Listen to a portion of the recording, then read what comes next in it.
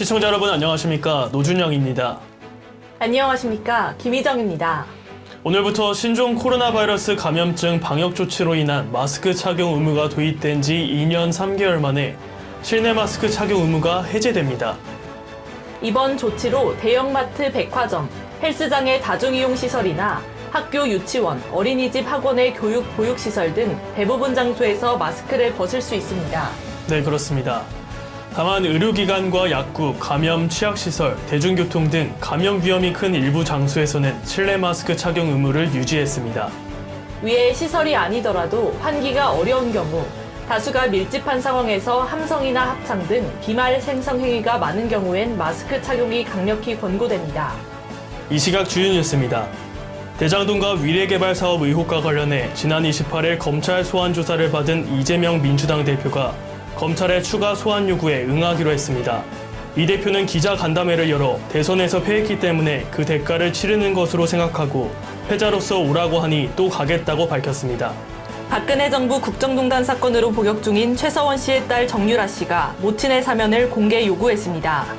정유라 씨는 28일 페이스북을 통해 박근혜 전 대통령도 이재용 삼성전자 회장도 모두 사면되셨다며 잘못이 있다면 말을 탄 저희 죄라고 밝히며 사면을 요청했습니다.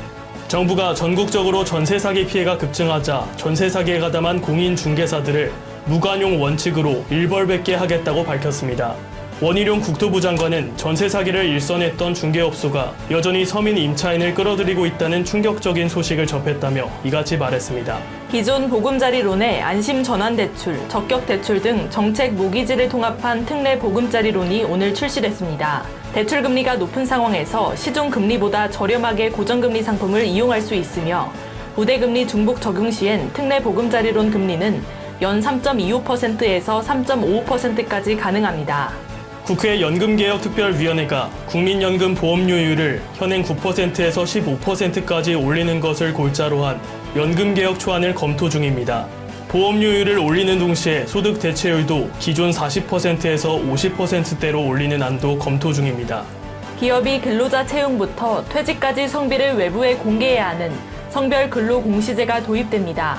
또 앞으로는 전자발찌를 착용한 성범죄자는 배달 라이더나 대리운전 기사 등의 업종에 종사하지 못하도록 하는 방안도 추진됩니다.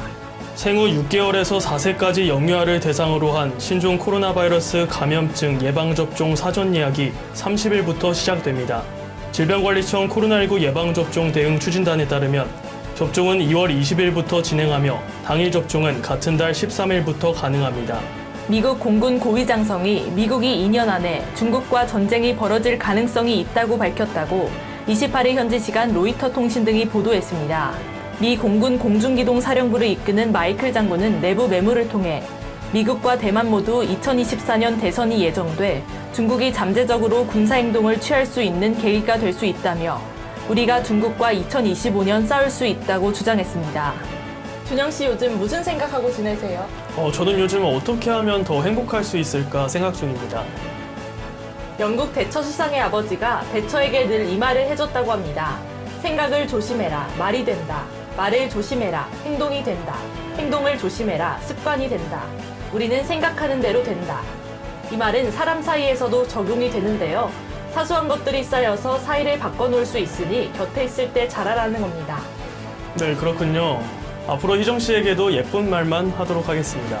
이 시각 주요 뉴스였습니다. 구독과 좋아요를 눌러주시면 더 좋은 뉴스로 보답하겠습니다. 지금까지 노준영, 김희정이었습니다.